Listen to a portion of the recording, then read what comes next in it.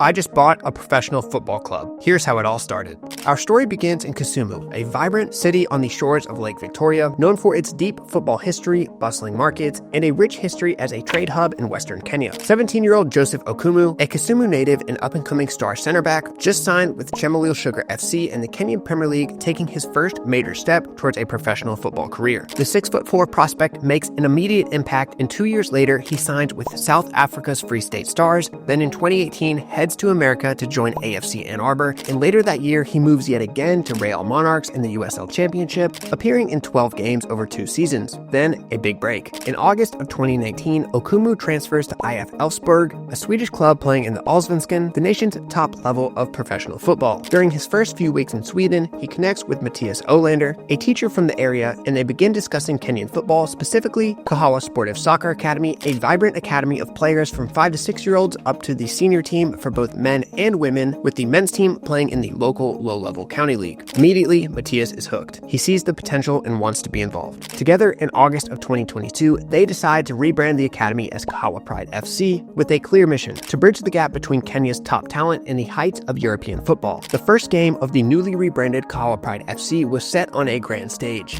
Nyayo National Stadium, against none other than the Kenyan Premier League side, Kariobangi Sharks. Among those in attendance was Nick Mwendwa, president of the Kenyan Football Federation, adding even more weight to the occasion. Pulling up to the arena was surprise number 1. Facing a fully professional club in the Sharks was surprise number 2, but surprise number 3 hit the hardest. Inside the locker room, freshly laid out, were their brand new kits: maroon and green, a fresh logo, and a new identity. Walking out of the tunnel beside the Sharks and stepping onto the field was an experience of a lifetime for the players. For most of the boys from Kahawa West, it was their first time playing on grass, and certainly the first time playing in Kenya's national stadium. The match itself was a test of resilience. By halftime, the Pride were down 0-2. As the final moments ticked away, the Sharks extended their lead to 4-0. A respectable scoreline against a club 5 tiers above them. But the game wasn't over just yet. Then came the moment that would be etched into history. A perfect pass from Louis Mwaniki split the defense, finding Glenn Gathinji, a 16-year-old winger with something to prove.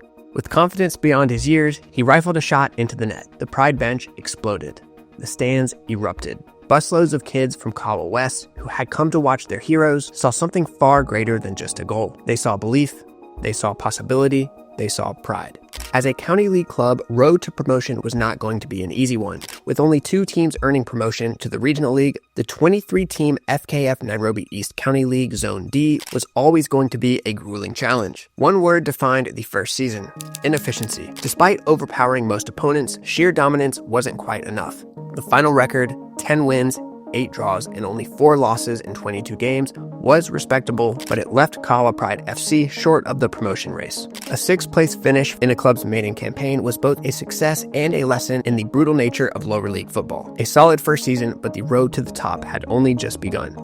Feeding off the energy of a strong first season, Kahawa Pride FC began making waves in the Kenyan football community, not just on the pitch, but online. Their social media presence exploded, catching the attention of teams across the country. But a modern club isn't just about how you play. It's also about how you present yourself. If you act like a professional club and play like one, then you have to look the part too. That's where JerseyBird came in. The Pride wanted a social media savvy kit partner, and they found that in JerseyBird. During the 2023-24 season, the club would take the field in an original JerseyBird design, launching marketing efforts through our social media channel to help boost the club's visibility and brand. We produced our own series covering the club called Road to the Kenyan Premier League, picked up sponsors like Veo, JJG Vending, and Overview Athletics, and amassed millions of views across TikTok and Instagram. Speaking of Veo, they have a huge giveaway running right now for a free Veo Cam 3. They are by far the best football match recording product on the market. We use them in every single game. Link is in the description to enter. It only takes a minute.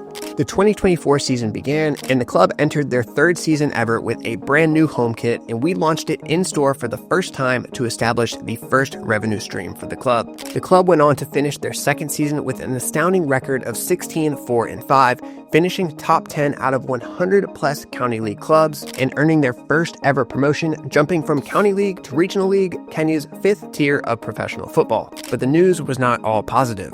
Our star striker, Glenn Gathinji, transferred to 2nd tier club 3K FC, and a combination of on and off the field issues put the club in a difficult position, starting the 2025 season 0-4 with 4 tough losses. That brings us to today, where JerseyBird has officially purchased 50% of the club. I have joined the board of directors as co-owner with Matthias, and together with our team on the ground in Kahawa, we are determined to keep the dream of reaching the Kenyan Premier League alive. But the road ahead is not an easy one. Poverty, unemployment, and crime run rampant throughout the city, presenting challenges for every single one of our players. We have tons of work to do, and our goal is to showcase the depth of Kenyan football like no documentary ever has, building this club into a world-class program and becoming a pathway to success for young football talent across the country, creating more success stories just like Joseph Okumu's. This is the road to the Kenyan Premier League. Thank you for watching episode 1. We appreciate all our subscribers and everyone who has been supporting us, and we'll see you in episode 2.